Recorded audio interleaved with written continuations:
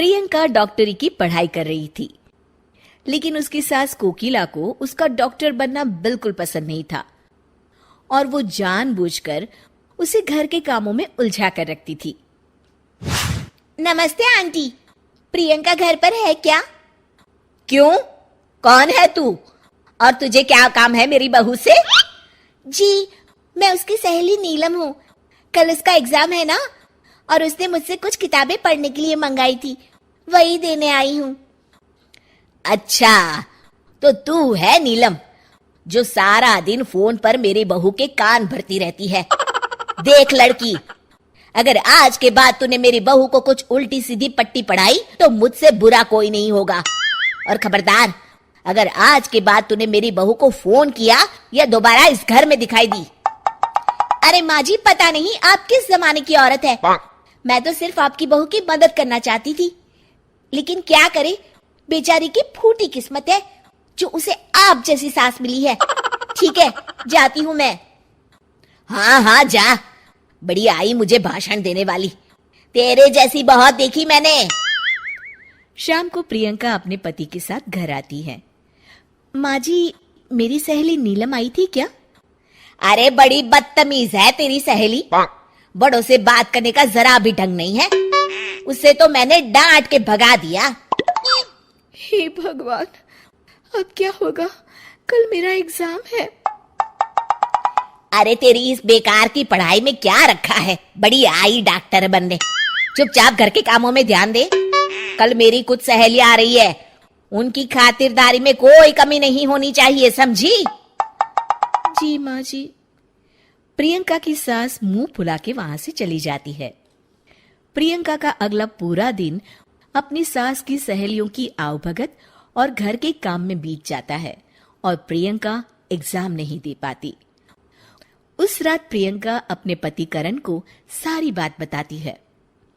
अब क्या बोलूं, ये माँ भी ना।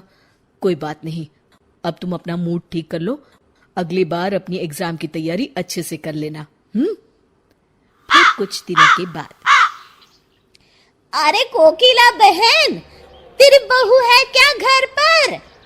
अरे क्या हुआ भारती, तू इस तरह लंगड़ा क्यों रही है? अरे क्या बताऊं कोकिला, सीढ़ियां उतरते वक्त मेरा पैर फिसल गया और मैं नीचे गिर पड़ी। मेरे पैर में बुरी तरह सूजन आ गई है, इसलिए तेरी बहू से दवा पानी कराने आई हूँ। मेरी समझ में नहीं आता, लोग छोटी छोटी बातों को लेकर डॉक्टर के पास क्यों भागते हैं? अरे बस तेरा पैर मुड़ गया है ना, ला अभी खींचकर सीधा कर देती हूँ। ला दिखा तेरा पैर। कोकिला भारती का पैर पकड़कर जोर से खींचती है। मर गई रे, मेरा पैर। अरे क्या हुआ, आराम मिला? अरे कोकिला, एक तो मेरा पैर पहले ही टूटा है, कहीं ऐसा ना हो कि मेरा पैर किसी काम का ना बचे। रहने दे तू, अब मैं चलती हूँ। भारती वहां से चली जाती है। थोड़ी देर के बाद प्रियंका घर आती है। अरे कहाँ मर गई थी सुबह से? माँ जी, मैं अपनी किताबें लेने गई थी। प्रियंका अपने कमरे में चली जाती है। अच्छा, इन किताबों ने इसका दिमाग खराब कर रखा है। ये किताबें ही सारी मुसीबत की जड़ है। क्या रद्दी पेपर, लोहा, प्लास्टिक, खाली बोतल। ए रद्दी वाले, यहाँ। जी माँ जी, अभी आया। ये सभी किताबें ले ले। अरे माँ जी, ये सब तो अंग्रेजी की बड़ी बड़ी महंगी किताबें लगती है, आप इन्हें क्यों बेच रही हैं? अरे नास पीटे, तुझे क्या करना है? कौन सी किताबें हैं कौन सी नहीं? तू तो बस अपना काम कर और इन्हें लेकर यहाँ से चला जा। जी माँ जी। रद्दी वाला प्रियंका की सारी किताबें लेकर चला जाता है। प्रियंका को जब इस बात का पता चलता है तो वो बहुत दुखी होती है और अपनी पढ़ाई पूरी करने के लिए लाइब्रेरी जाने लगती है।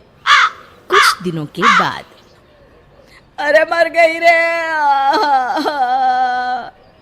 क्या हुआ माँ, तुम्हारी तबीयत तो बहुत खराब हो गई है। आज अपने बंगाली बाबा के पास से दवाई लेकर नहीं आई आप? अरे नाम मत ले उस बंगाली बाबा का, वो तो खुद अपना इलाज नहीं कर सकता, मेरा इलाज क्या खाक करेगा। ठीक है माँ, मैं प्रियंका को फोन करके बुला लेता हूँ।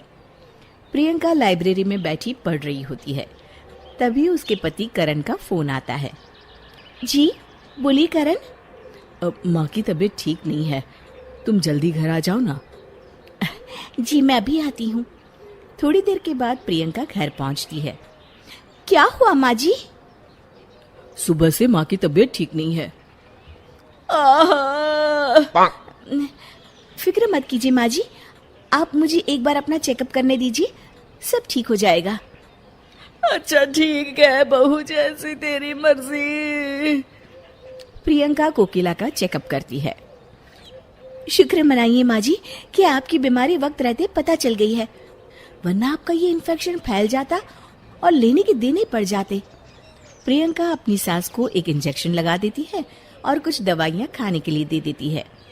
अब आप एकदम ठीक हो जाएंगी। कुछ दिनों के बाद कोकिला पूरी तरह ठीक हो जाती है। अपनी बहू के साथ किए गए गलत व्यवहार को याद करके कोकिला को बड़ा बुरा लगता है और वो अपनी गलती का पश्चाताप करने के लिए अपनी बहू को उसकी किताबें लाकर देती है। मुझे माफ कर दे बहू, अगर तू सही वक्त पे मेरा इलाज नहीं करती तो पता नहीं क्या होता। अरे माँ जी, आप ये कैसी बातें कर रही हैं? मैंने जो भी किया वो तो बहू होने के नाते मेरा फर्ज था।